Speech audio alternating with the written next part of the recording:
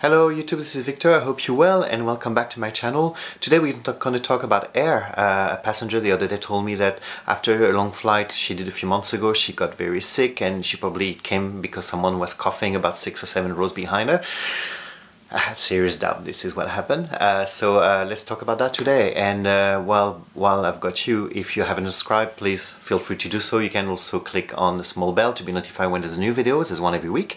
And if you know someone's going to be flying very soon, please feel free to share this video with them.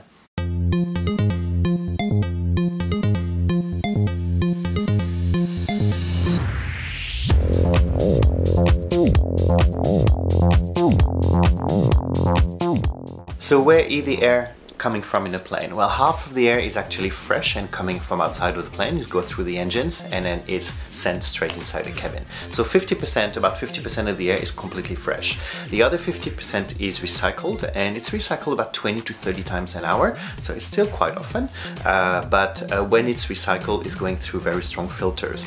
Those filters are called HEPA, H-A-P-A, and it's exactly the same filters you find in ICU in hospitals. So they're very, very strong. Actually, nothing bigger than 3 microns can actually go through. Well, the filter will be certified as HEPA if 99.7% of those 3.3 microns will not go through. That means there's really unlikely that any germs or bacteria or dust will go through those filters. So the air that's be sent in the cabin is usually quite good, and remember, it's mixed with fresh air on a regular basis.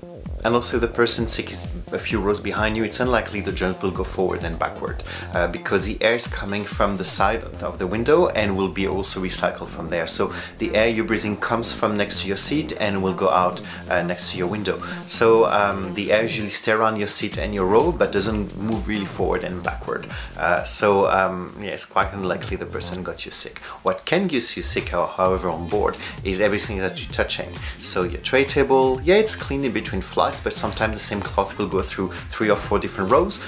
So that means it could be like 20 tray tables. So if someone was sick, well, that clearly can spread around the other tray tables. Not to brand new cloth for every table, even though they spray each time. So there's always a minimum risk. The headrest, your in-flight attendant screen can also be touched by don't know what. Some people will put their feet on it sometime when they sleep. So it's always good to sanitize. I always carry a small sanitizer. This is from Bed Bath Body Works, but you can find them anywhere. And then I will clean my tray table, I will clean my screen, I will clean my armrest, everything pretty much I'm touching. And as I say on a video a few weeks ago, remember, if you're going to the toilets, they could be quite filthy. It's not water on the floor, so wear shoes, all those things, and then wash your hands, sanitize quite often, and then you should be fine. I'm flying a lot, I'm a flight attendant, and actually I'm not sick very often. So it's true, my system may be a little bit more immune to this kind of disease, but keep in mind, like, if someone next to you is sick, well, you might be able to catch it, but it's not only on the plane. It would be the same in the bus, in the train, if you're at home, if you're at work, if you're in the theater. So it's mostly a seat assignment that will make you sick rather than the air coming in the plane.